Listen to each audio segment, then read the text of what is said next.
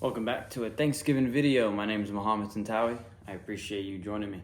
So I wanted to talk about Thanksgiving today and how it feels to spend it without your family and what you can do maybe to alleviate some of that stress or angst or feelings of loneliness and my own journey through it kind of. And that's really, I think, going to be the climax of this episode because you can probably Google some advice how to get over loneliness, but it is harder said than done. It's not really a Band-Aid on or off that you have to rip or put on to feel better. It's not anything that's going to come really easy. Sometimes you can't force it either. Sometimes you have to go through the trials and the tribulations and then just suffer, and then in the end you become this person who's maybe numb to it or learns how to take what you do have and then make something of it that's creative.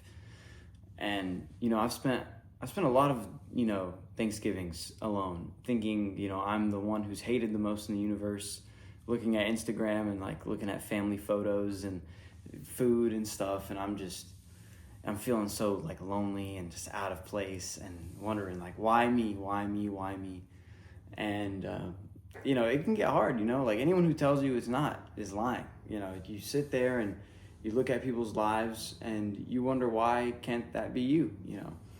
And all of our lives are different, and we have specific things that make our lives harder or easier, and it's always greener on the other side somehow. I don't know why, but every time you look at someone else's life, it's always greener.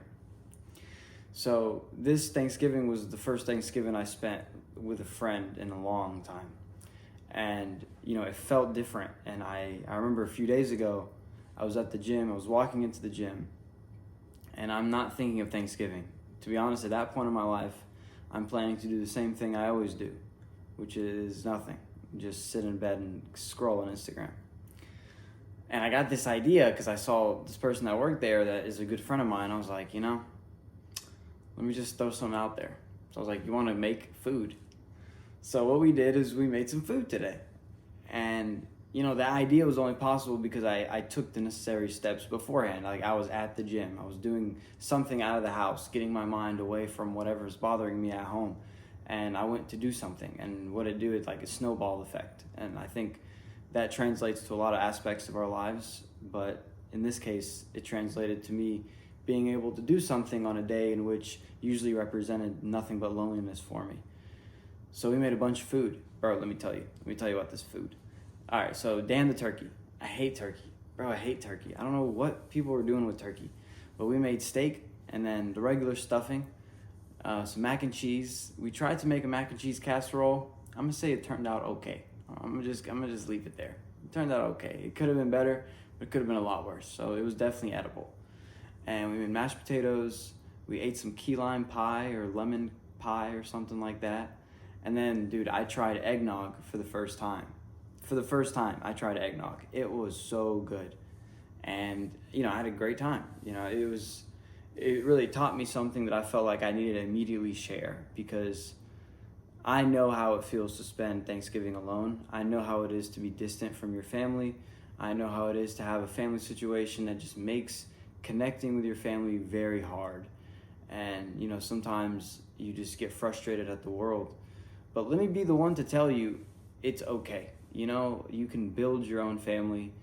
I reached out to some people today that I consider family, and, sometimes your blood relations are not everything. It sucks to think like that, but, so you just got to accept it. It's nothing easy. It's nothing that's going to come to you one day and it's going to be a snap of the fingers and all of a sudden you'll get it. But you have to embrace what you have. Embracing what you have is going along with it. And going along with my life has taught me that blood is not everything. So reach out to the people around you. Reach out to those who do love you. If you don't have anyone that loves you, reach out to things that love you. If you're good at art, if you sing, if you work on cars, anything, do follow love. So whether it be in action or whether it be in a self habit or whether it be people, go do something that you love doing or that loves you. And those are the things that have kept me afloat through, holidays and times where everyone's with their family. I remember in basic training, no family showed up for me. and I had to make the lonely walk back to the what do we call it, the battery. So you just sit there all day on your phone, and you're just being that guy. You just sit there, and in times like that, you have to remain, usually people say strong, but forget strong. Remain cognizant of your thoughts. You can't let yourself, because you're on the edge. So if you slip off that edge, those thoughts are going to plummet, and not plummet, but just rain down on you. But you have to withstand the force that's trying to pull you in. And that's the hardest part. You have to fix your thoughts, answer every negative thought with a positive thought.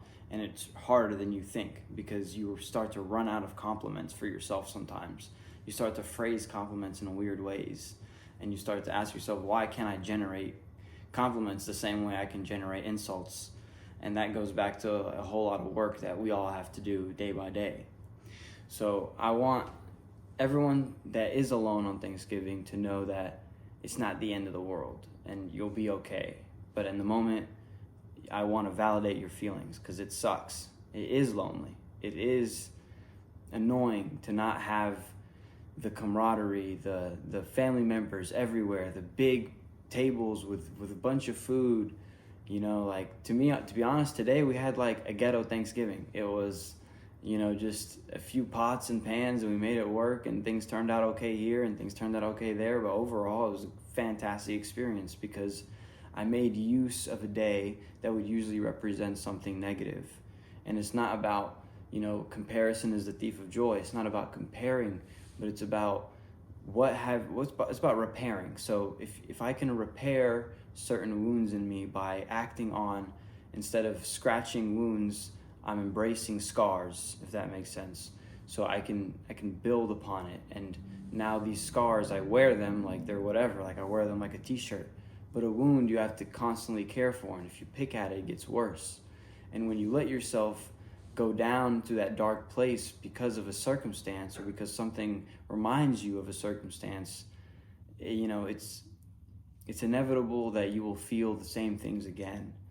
And you don't really want to avoid the emotion, but you want to be able to know that this emotion isn't as deep as it once was, or it doesn't affect me as hard as it once did, or I can operate just the same as I once did. Like, you just want to see basic improvements across the board. Maybe the thought lasts for 10 minutes. Maybe you stop doing what you're doing for 10 minutes.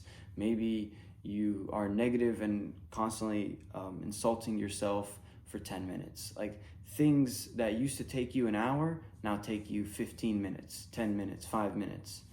And if you think of it like an onion, the rings, or the tree, how a tree grows and it just builds more rings.